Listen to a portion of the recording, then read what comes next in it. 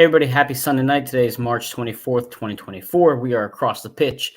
Just two of us tonight as Jose is on dad duty out there in PA. Joined as always with me is Dave Miller. Dave, how you doing tonight out in England? Yeah, I'm good. Obviously, it's been a pretty good weekend for my teams. Gills won yesterday away at Morecambe.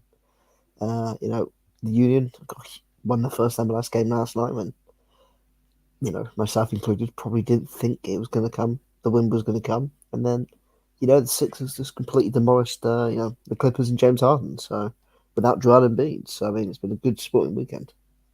Do you know just off the top of your head how long Embiid is out for still? Because I feel like he's been out for like months at this point.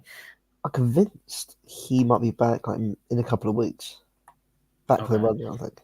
Yeah, right now they're sitting like the seventh, eighth spot of the Yeah. East. I haven't paid too much attention to it. Obviously, busy with Union as well as everything else in between. But I feel like if they just get Joel back, they'll be okay. But until then, it's kind of just they're much weaker than every other opponent out there. But yeah, so Gillingham pulled off a pretty impressive win on Saturday. I see you repping the jersey as always, right? So it's a good win for your club out there. How But you're right. The Union pulled off this win yesterday that I didn't see coming a mile away. I don't think anybody saw it coming a mile no. away. And we really haven't even talked on air. We haven't had a show in about like a week and a half. So we didn't really get to talk even about the Austin match or all this mayhem that's been happening. So before we get too deep into yesterday's game, you have now 4 points in the last two games between Austin and Portland. What are your thoughts on this team at this moment, just off the results alone, for their MLS season? I mean, a good thing is they're not losing games. You want to at least get a win from your opening four games of the season. They're not losing in the league play anyway, so that's a good thing. Um, I think probably the biggest concern isn't scoring goals. It's still probably defensively. I think again, uh, I don't want to seem too negative. It was a massive win, but the team could have easily been a couple of goals down before the Commands had the last night, or in the first half. They could have conceded twice after the goal line. So there's still some holes in the team where you're probably a bit concerned, especially defensively. But again, this team, it looks night in terms of going forward and creating chances and scoring goals.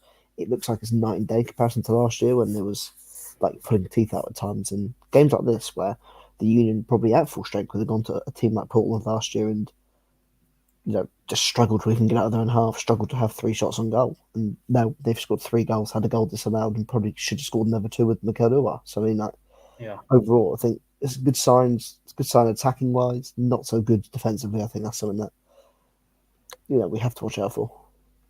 No, it's hard to even think about how they prepare for this game defensively because you saw what we put out there in the lineup. We had Marcus Anderson on the left hand side. You had basically both of your sixes out in Venezuela on international duty. So you really were just kind of throwing something together last minute, hoping that it was okay. And you're right, the Union survived the first 15, 20 minutes, which was just like an onslaught from Portland. They should have definitely had at least one goal within the first 10 to 15 minutes, at Yeah, least. And the Union were very fortunate that both Semle played well to start the game, but also Portland just missed some chances. I mean, they had that one right in the front of the net that should have been easily buried and just somehow went way, far to the left of the goalpost. So, but no, in terms of the Union's, I guess you want to say, mentality, we had some severe doubts after the Pachuca match to see how this club would react to just being embarrassed in front of everybody.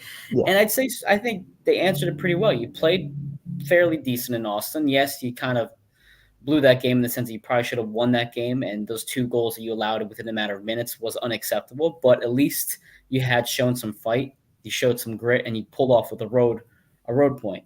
Yesterday, I mean, you had nothing to lose. You weren't going to nobody was going to be upset if you lost that game. You're missing 8 players. It's like, okay, here's what it is. Go back home to Minnesota, regroup, and just come back with a full roster. But to have that type of performance says a lot about the team's character, says a lot about what Curtin has done this past week to prepare them. Maybe Bedoya and his leadership with Andre Blake being gone, right, making sure he's running this team properly, still as the captain, even if in a lesser role this year, still as a captain. So I was very impressed overall with how they played. And then Jose actually comments up the Jills, up the Union. Jose, hope you're doing well. Hope the family's doing well tonight as well. Thanks yeah. for joining us tonight. So again, resiliency and the way they acted yesterday was exactly what I was hoping for from this Union squad, and now they're bringing a lot of momentum back home against Minnesota. But before we get to that, again, let's focus on this Portland match. What did you think about the rotation, the lineup, and how Jim Curtin approached yesterday's game? I think the only real shock for me was the fact that Marcus Anderson. Well, you look at the lineup and you think, they're going to play the diamond. Going to have a Carranza maybe drop into that 10 role, and she's probably a bit more reliable on the ball, could probably do a bit more. But to go with the flat four, I mean, it was a bit difficult to really know if it was a flat four. But disrespect, I feel like you saw Marcus Anderson a lot more central than Mm-hmm. or a bit more narrow than he was out wide. I thought it was a 43 at times. You sort of watched away and watched it was sort of like three somewhat. You always sort of had the two Carranza and Uwan and sort of and Anderson sort of always lingering around sort of a bit further up. So I thought it was like a 4-3-3. But I mean, I thought rotation wise, I think apart from the Anderson pick, I think it was probably spot on. I thought Bedoya, as you sort of mentioned, probably not the sort of game that it's probably the sort of game you would want him for, but Yeah. perhaps not the position or the role that you would have expected him to apply this season. Playing in the holding six, but I thought he managed that quite well. He protected the back line more. But yeah, I think again, I thought the rotation was probably spot on.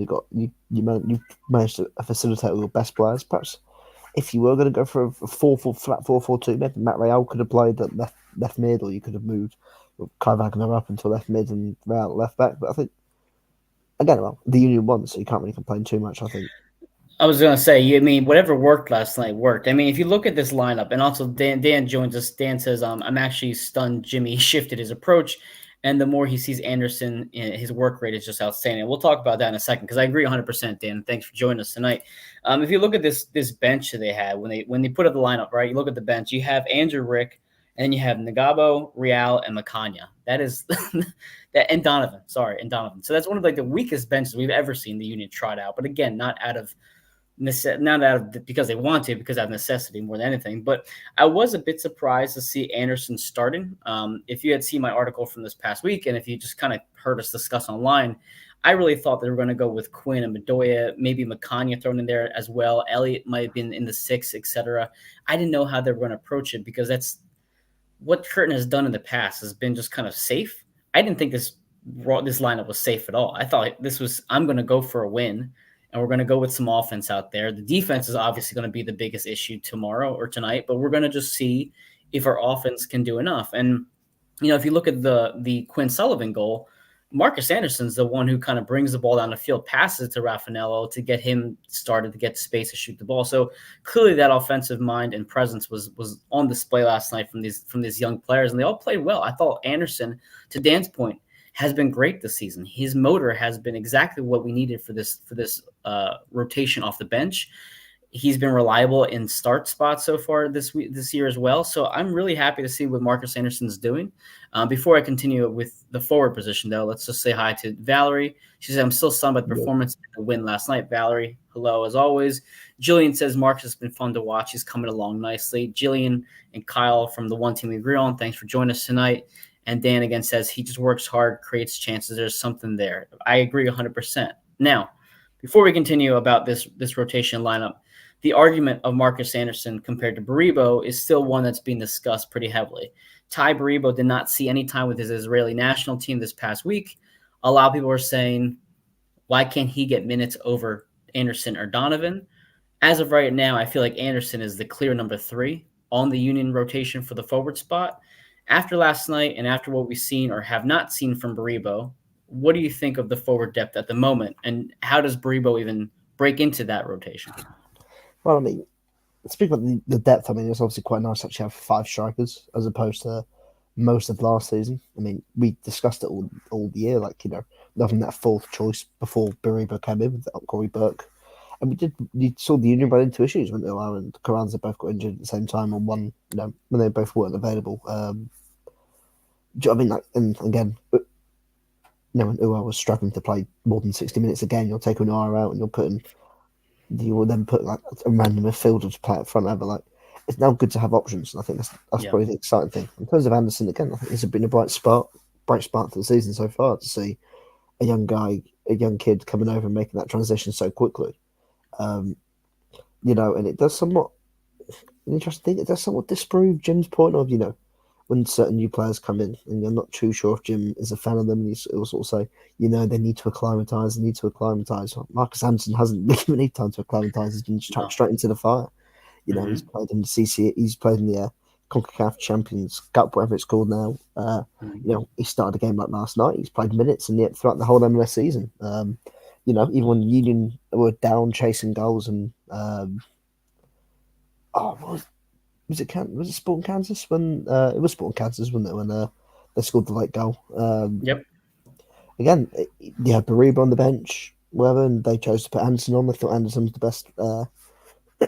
Was the best option. So again, clearly he's done stuff in preseason and the stuff he does in training. And there's, as Dan mentioned, I mean, his work rate is probably something. Jim does love players that work hard and do try their best, and that's probably worked in his favour. In terms of Baribo, I think at this point now, either there's an underlying injury, but something like that, or it's just Jim's not, or he's just going to be another Pereira and Torres player.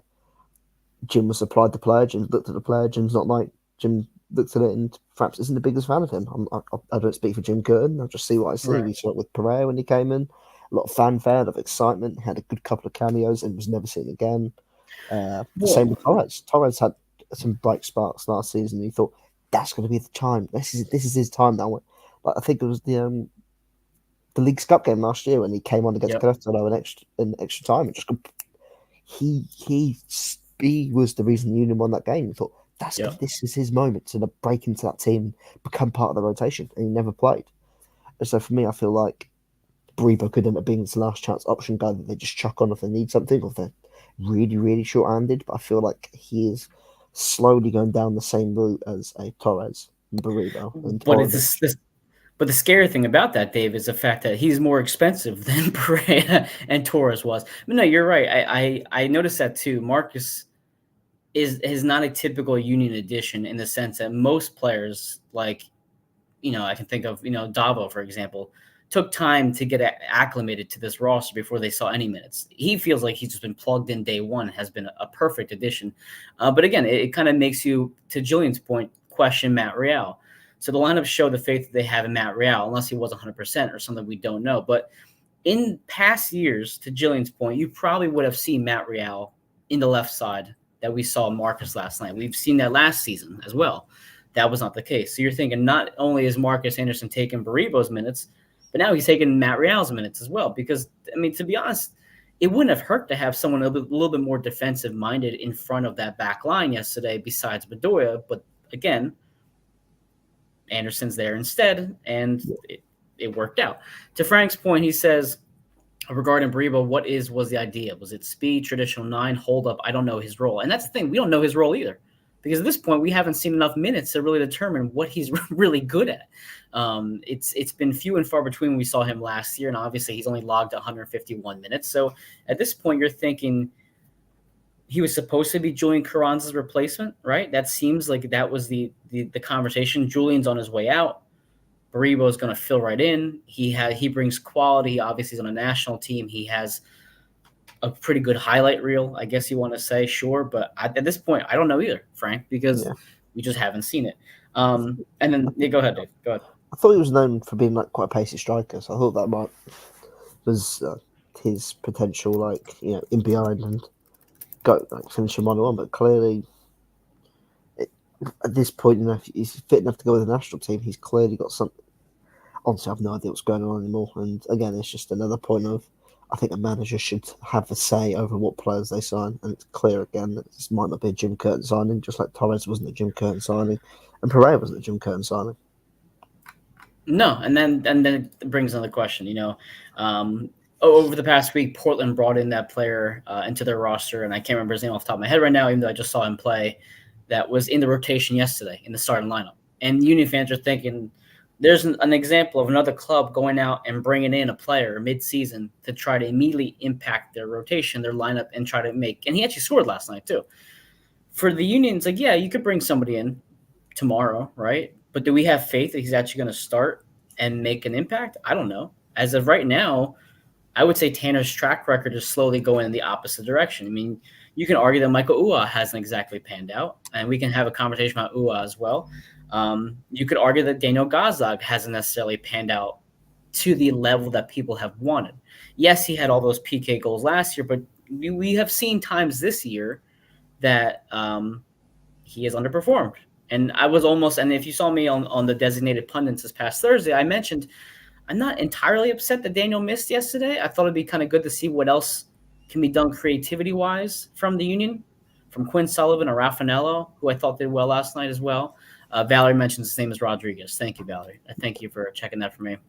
And Dan says, so we go back to Diamond midfield next week against Minnesota. And that's a great question, Dan. So what do we do now? All these players come back. You have this high off this performance. Dave, what kind of changes do you think we see on Saturday? Do you think we see anything from this past week translated over, or how do you think now we shift with the full roster back in Chester? I mean, for me personally, I wouldn't change the starting 11. I think they've gone out there and they've done the job, which they've done a great job. They should be put back straight back in the starting 11. You play the exact same team. What's the classic saying in football, soccer, whatever you want to call it, Mike? Never change a winning team. Never That's change a true. winning team. There's no reason to. I mean, the first 3-4 games of the season, they failed. The first 3 games of the season in the MS play, they failed to get it done. This set of players did give them a chance to play again, and do you know what I mean? Like, reward the players that have gotten you in a position of have done something. These players went on the road, depleted. They would have had every excuse in the book to if they lost 4-0 yesterday, well, stretched legs and everything, whether like tiredness, players out of position. Okay, fair enough. We didn't have anyone on the bench to make an impact. Like, look at the squad last night at that bench. They're having 5 players. Your most experienced players are Chris Donovan and Matt Real. Matt Real, I don't think has actually played in the MLS in a year or over a year. And Chris Donovan's probably made like 20 appearances. Like, that was that. Do you know what I mean? Like, every excuse in the book was off. We were 2 goals down. Like, we only had Chris Yeah. Donovan and Matt Real to be on. Like, they deserve those 11 players all deserve to start again. So you're suggesting then, and I don't disagree with it, to just completely change things up entirely. Because to your point, we've been making some draws, but we haven't necessarily won anything of significance yet, right? We Yeah, haven't looked great this year as well. So let's bring this rotation back and just tinker with it some more and change the approach. Because to your point, what we have in place right now is not working. So Jose, probably jokingly, but maybe seriously, says Damian Lowe in the midfield. Actually, Jim Curtin had mentioned how he noticed him being in the 6 role for Jamaica. So yeah. maybe that's something that we can kind of toy around I with. think And Dan also says Gosling, what's his better suited position? Is he a ball distributing 10? Is he a box to box 8? How do we see Daniel Gosling well, being used as well? So I've if you just got could have this roster and reconstruct it a bit, what would your besides trotting out the same lineup on Saturday, yeah. what would be another way you approach this lineup then with some changes being thrown in the mix? I think obviously if again, like, looking past the Saturday, I think for me, Gazdag and Damian Lowe could sit on the bench this weekend. Well, coming up against Minnesota, you play the exact same players. You play Bedore in the 6. You play wherever you. But going forward with the flat, I don't think it works. I don't think with the squads you've got, I don't really think it works. Playing the flat 4-4-2, or if it's a 4-3-3, maybe it might work a bit better. But like, you need actual wide men. I think you've got Quinn Sullivan who can do that. Yeah. Um, I don't know if you're going to get away with playing Marcus Anderson out wide every single game. I don't think that's going to work. You haven't got enough wide players to actually facilitate those roles. Only other player that probably has experience of doing that, actually playing out wide on the wing, is Jose Martinez for Venezuela. He plays right wing back out wide. It's the only player that can do it. You might have a middle of Bueno and Jesus Bueno or whatever, like, or Bueno. Do you know what I mean? Like Bueno and McGlynn or something like. That's what I mean. I think Jim probably played that lineup just specifically for the players that was available to him. I highly doubt that perhaps beyond this weekend that they'll go, continue with this formation. I think if you'd have said, if they'd have, I think you suggested it in the off season, like they brought back a player like Fafa Pico to give that option out wide and perhaps give you a bit Oh, of flexibility. I think you yep. could then go ahead and say, like, yeah, sure, they could play this formation. Um, and as Valerie just pointed out in the comment section, again, no one got hurt last night. So, again, you come out with everyone unscathed. But I think this might be a case of, they need to actually facilitate those roles. Only other player that probably has experience of doing that, actually playing out wide, and perhaps giving you a bit of flexibility. I think you could then go ahead and say, like, yeah, sure, they could play this formation. you ride this boat, you ride the ship until something goes wrong. But Yeah, I highly doubt that Jim. I mean, look, we're discussing this now. Jim will probably go and play Diamond. He'll bring back Gazdag. He'll put of course. Jose and Jack McGlynn, Nate Harriel. Uh, yeah, I thought. Actually, shout out to Olivia Barnes. I thought he had a very strong game last night. I thought so too. Had a very strong game last night. So again, he's making the case to not be dropped for the game. So for me, I'd go unchanged. But I know how Jim likes to roll.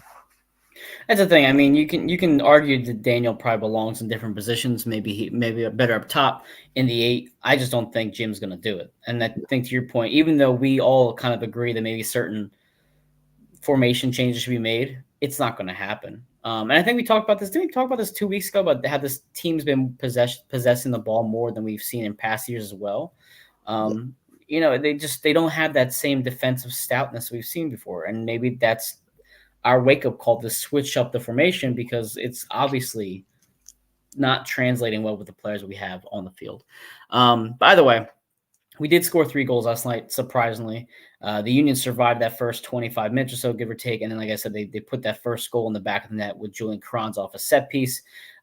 Dave, I know you watched the game. You covered on the match report as well. If you guys can check out his match report, it's on AAT Sports Network. So from that first goal from Carranza, anything in particular they stood out for you on that header? I don't think he could have. Might have been accidental. But I don't think he could have like directed and aimed like cushioned the header as perfect as he did. Like you watch the goal, and it sort of perfectly skimmed over the guy defender on the line's head, and it just Yeah. perfectly nestled just inside the post. I think it was probably like the perfect header for that sort of situation, really, sort of to get away from the defender that was in front of him and managed to definitely like cushion it and to that far corner. It was a great, it was a great finish. Or like it sort of went over the player on the line's head. It was a great header. I think that's probably the only thing you could really say about it. Obviously, great to No, see. Also, I it was going was. to say, Yeah, go ahead. Go ahead. I was going to say it's good to see Kyle Wagner get an assist. Yeah, absolutely. And I saw the replay again this morning, and Julian didn't do anything crazy. He just kind of filled that hole, and the ball just kind of found him. It really was just a poor effort from Portland. I mean, he had 3 or 4 players around him that just kind of whiffed on the ball and just let it find Julian, who was really kind of almost jumping away from the goal bit. And listen, I'm not going to complain about it, but it's Yeah. one of those goals that you feel like the Union would have given up. Like that seemed like a Union style goal to give up the way Julian scored that. So it was good to see Carranza kind of come back and get back on the scoring sheet. But the next goal with oh my God, no, I'm saying the next opportunity I should say that was really close was Michael Ua's chance 1-on-1 with the keeper. And now we've seen him a couple times this year miss these very close sitters 1-on-1 with the keeper, or at least in the box. And we'll talk about Ua a bit more as he did have an assist last night. But what was your thoughts on Michael Ua's performance? I feel like he could have at least 3 or 4 more goals this year already, and he still Yeah. has 3 goals and an assist. So it's not like statistically he's off to a horrible year, but he's missing these Um, chances that you wouldn't expect him to miss. But go ahead. What did you think about Michael and some of his opportunities last night? for me, I think yeah, it's probably extremely frustrating that he didn't score. He should have scored last night. He should have scored that first one for sure. But then even he's getting in those positions that he wasn't in last season. Do you know what I mean? Mm-hmm. Which is probably a good sign. You got to buy a ticket to be in the lottery and everything. To win the lottery, whatever. Like he's getting those positions. Even like the second chance to start the second half. How often last year did you see peeling off away down one of the wings or one of the channels, getting the ball in space and just driving into the penalty area, using his pace just to run into the Yeah. penalty area and get. Didn't see that last year. That might be a player who's now played with confidence, who now knows that he's going to be given the time to, you know, play, you know, to actually get more minutes in the game as opposed to worrying that if you do nothing after 50 minutes, you're going to be brought off 5 minutes later. Like reassurances, maybe I'm not too sure, but I think again, I thought apart from scoring a goal, I thought I played a solid game. I know a lot of fans are upset because he didn't score, but that's the life of a striker. Sometimes it doesn't go your way. Even like, do you mean like sometimes he's getting in the positions to score goals? He just has to hit the back of the net and goals might flow. Who knows? But he's getting in the positions that he wasn't getting in last season. That's a positive for me, I think. Again, for the assist as well, he could have easily tried to take it to goal and shoot, but he had the wherewithal to get his head up, spot Carranza inside the box, and played a great low ball for him. Just put it in the right position for Carranza just to like put the ball in the back of the net.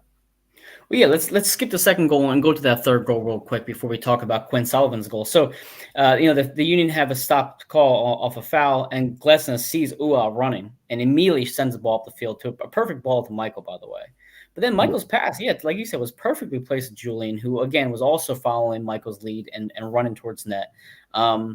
And in 4 games so far in MLS, Michael has 2 goals and assists. So he's at least making an impact in some way. But again, we want to see him finish that. I know the keeper is still making himself big in front of those shots. So I guess credit to some of these keepers for kind of preventing Michael from scoring. But again, we want to see it happen. We want to see him score.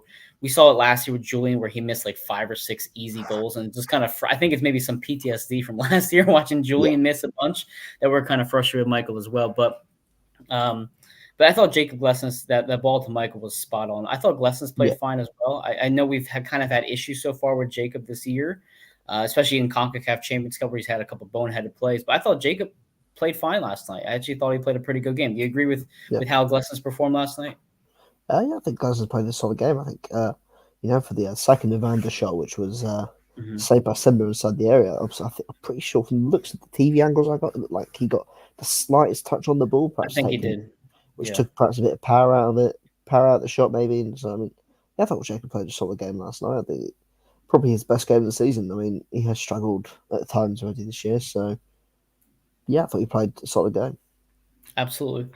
Now, the second goal, Quinn Sullivan's shot into the back of the net came from a Jeremy Raffanello shot on net from 25, 30 yards out. A very good shot, though, from Jeremy that deflected off the keeper and rolled right to Quinn Sullivan's feet. Now, Quinn Sullivan has just made an impact every single match.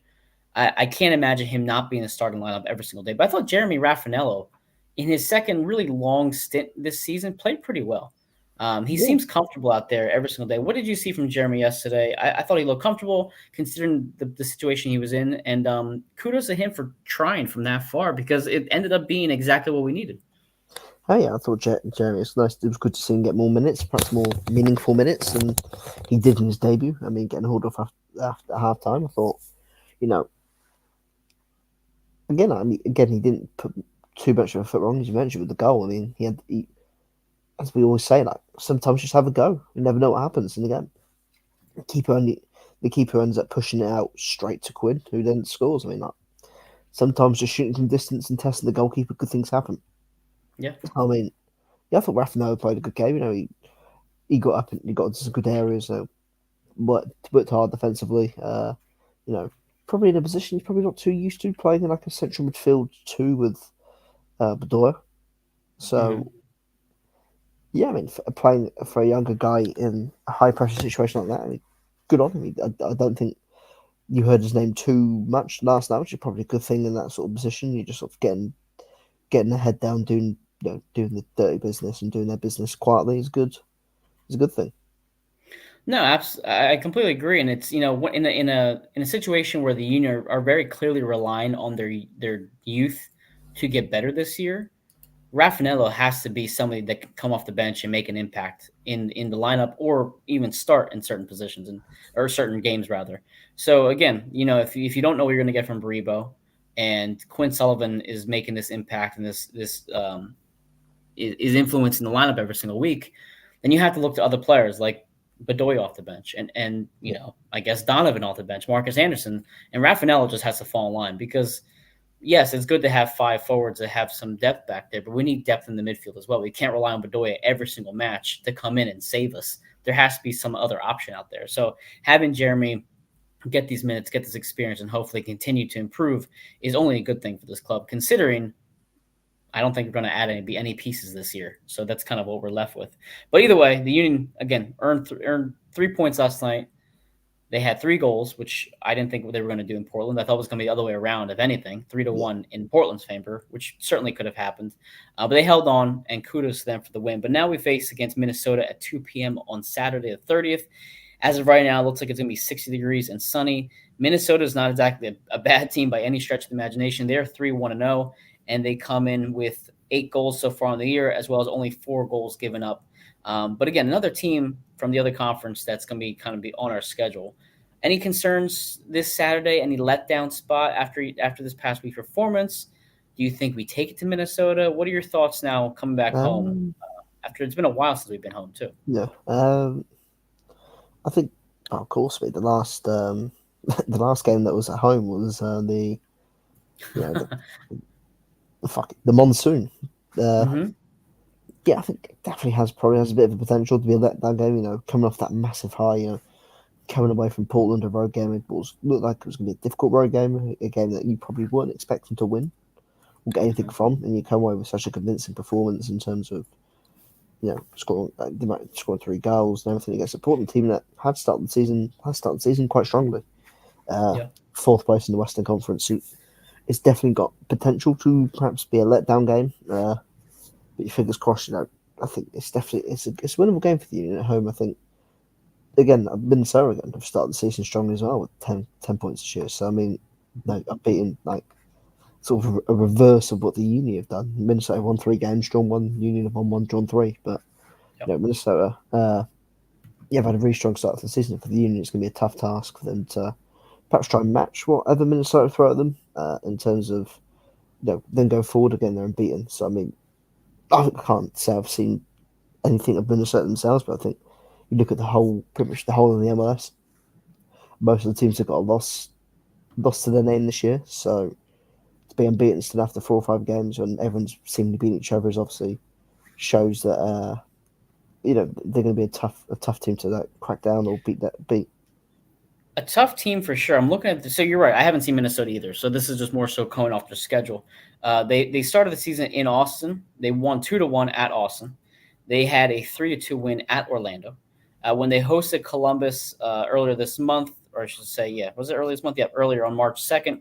It was a 1-1 draw, but they scored in the 95th minute against Columbus after they were trailing 1-0 at home.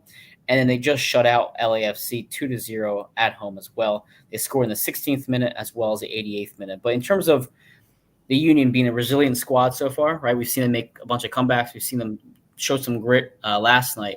Minnesota with two of their 3 wins on the road is impressive. We know how hard it is to win in this league. So for them to go out there and take care of business and score was a 5 goals so far on the road makes me a little bit nervous for Saturday because I know how quickly this team has given up goals so far this year.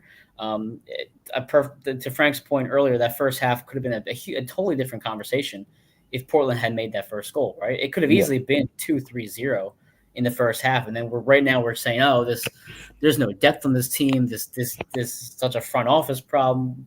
Those holes are a bit negated today because we obviously had the result that we did not expect. But still, I think Minnesota could come in and put up 2 goals on us for sure yeah, with the way our defensive backline is playing.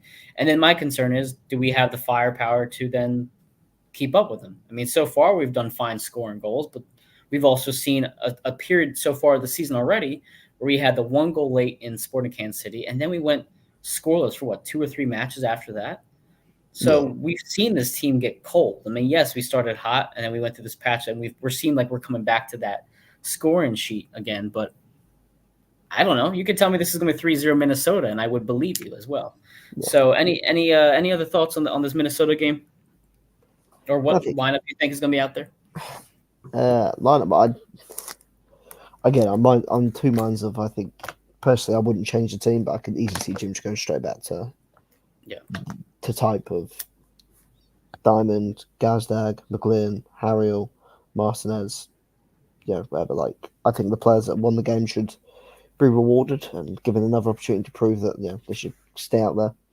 Uh, but yeah, I think it's going to go one of 2 ways. But I think again, Minnesota's going to be a difficult game. I think this year's probably been close to the tightest the MLS has been to start a season for a while. I mean, Mhm. you sort of look at the you somewhat look at the team. Everyone again, as I said, everyone's beating each other. It's all like the leagues are all quite like tight and compact already after 5 games. I mean, you've got a couple of teams that perhaps played 6, like Inter Miami. I don't know why they've played 2 more games in the Union, but Yeah. again, it's such a tight league at the moment. I think it's difficult to really deduce who's going to be good, who is bad, but at the same time, again, everyone's beating everyone. So perhaps it could be one of those years when no one wants that first seed or no one wants to make the playoffs, and everyone's just going to be scrapping it out until the final couple of games. Who knows?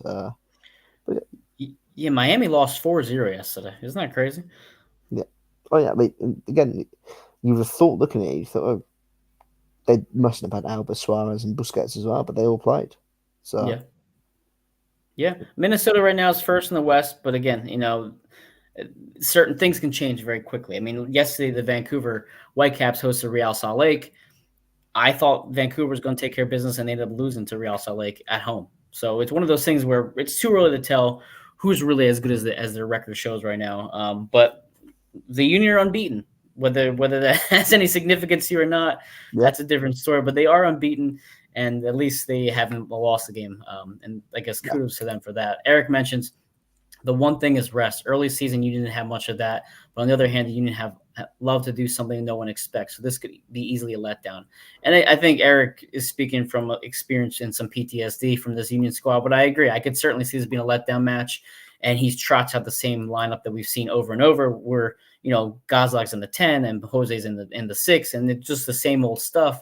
And we struggle to score and we struggle to make an impact. We give up a goal within the first 15, 20 minutes, and then we're back to the same conversation we have every single week. So, Eric, I have a fortunate feeling that's kind of where it's going to be, but hopefully I'm wrong. And Jose mentions Curtin Suit is not as cursed as I thought. I guess not, but now that he said that out loud, Jose, maybe it is. But either way, the Union hosts Minnesota at 2 p.m. It's actually Kids Day at Subaru Park. So as long as the weather holds up okay and it looks fine, I'm going to bring Aubrey to her first game on Saturday. oh So yeah, if you guys are there Saturday, say hello. I'm hoping that she has a good time. I haven't told her yet, so I'm just going to take her on Saturday and just surprise oh her yeah. at Chester. But again, it's a 2 p.m. start rather than the typical 7:30. So it'll be a nice early bird special to tailgate, and we'll have a good time. Dave, any final thoughts, though, before we wrap this up? I know the U.S. national team is kicking off right now, so I know a lot of people want to watch that. So any last thoughts before we sign off tonight? Well, does it say the kickoff was at 9:15? So I think we've got about another 45 minutes till it kicks off, so it'll be okay. Mm-hmm. Um, Obviously that's a joke of the American sporting events never start on time when it actually says it's going to start. So uh, go away, guys. We could go for another 45 minutes if you want. No, but I think final thoughts. It's kicked off on time. If you look at Valerie's It kicked comment. off on time. Valerie says it's 8-0. Or 0-0 There rather, was in the a eighth minute, I eighth should minute. say. Crikey, it's kicked off on time. What's going on? Final thoughts. I think this is probably the what's the word? That was probably the biggest result that the Union could have had this season. I think Yeah. and I think I said it a couple of weeks ago, probably the last show I did before the Pachuca second leg. That game's going to show a lot of tell us a lot about the Union, the mentality and mentally, and to get absolutely spanked 6-0 and just collapse the way they did was extremely concerning. I think for a team that perhaps had realistic chances of going far in the CONCACAF Champions Cup, you'd have thought in such a hostile environment, and unfortunately they caved. And again, it could have easily gone that way on last night, and for them to Mm-hmm. keep knuckle down, get their heads down, work hard, put as much pressure on Portland as they could, and be clinical with the chances when they came. Uh, it's a good sign to see. I think perhaps this team's just going to be consistently inconsistent all year. Who knows? And we're going to have those letdown games in like we did in Pachuca, but then also have stunning results like last night where you're seriously depleted, expectations are low. People are perhaps a bit down on the team, and they come out and produce that. I think that might be the summary of what this team's going to be like this year. Yeah, it reminds me a little bit, Dave, of when the Union traded away Sergio Santos, and you could sense there was like a little tension in the locker room, and then they just kicked off their summer with a massacre of DC United, and they were scoring goals left and right, and all of a sudden we had these like career years from the players, and it just kind of took off into what it was. But if you remember that MLS Cup year, the Union went through a long drought where they just couldn't win a game. They were Yeah, drawing like crazy. And it was one of those things where we thought, well, how's this locker room going to respond to losing one of those players like Sergio? This is a similar moment to me in the sense that you've obviously had a really tough year last year, just from longevity of the season and injuries, that kind of stuff.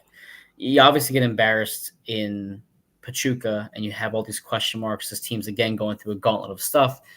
The front office didn't make any moves, et cetera, et cetera, et cetera. And then suddenly you have a performance like yesterday. And to Eric's point, you finally have rest moving forward. I mean, because even Leagues Cup, even though it's adding more time to the players' legs, it's not during the MLS season. It's just like a pause. They play this and they go back to this. So it's not like they're intermingling these schedules. So you have a team that can now focus the entire season on MLS. And I think to your point, or I guess even to thinking about the 2022 season, this is an opportunity where they say, okay, we have this rejuvenated feeling in the locker room now after yesterday's performance. Are we going to let Minnesota walk in and kind of damper that a bit with a unexpected loss at Super Park, or are we going to then build from that and just take off for the rest of the season? Because if you look at this in a couple months, and if the Union go and they end up kind of climbing the table these next 1 or 2 months, and they become the Union we expected them to be or could be, you're going to look back on this Portland match and say, "Wow, talk about a kickstart to the season to really get this team back on track." Or you're going to go downhill and you're going to lose, and then you're going to say, "Well, the Portland game was just a fluke, and it was just more so out of luck than anything." And now this team's back. So this is a pivotal part of the season, which is weird to say in April. Basically April 1st. But to me, I feel like this is a pretty significant time for this club, and we'll see exactly what this team is made of moving forward. Because you have a good showing against Minnesota. And let's say you win against Minnesota at home, the sky's the limit now. You're still unbeaten. You're entering April now, probably closer to 4th or 5th place compared to where you're at now, like 8th, I think they're at. Yeah. The vibe in the locker room is certainly better. So Eric mentions, I was down them last year. This year, my expectations are just low. They have to earn me thinking they're worth anything this season, which I don't disagree with Eric. But again, my final thought, just continue to show that grit, and hopefully Saturday we can have a good performance again. But again, this is Across the Pitch. We're going to sign off tonight with the U.S. national team kicking off. I know everybody wants to watch that.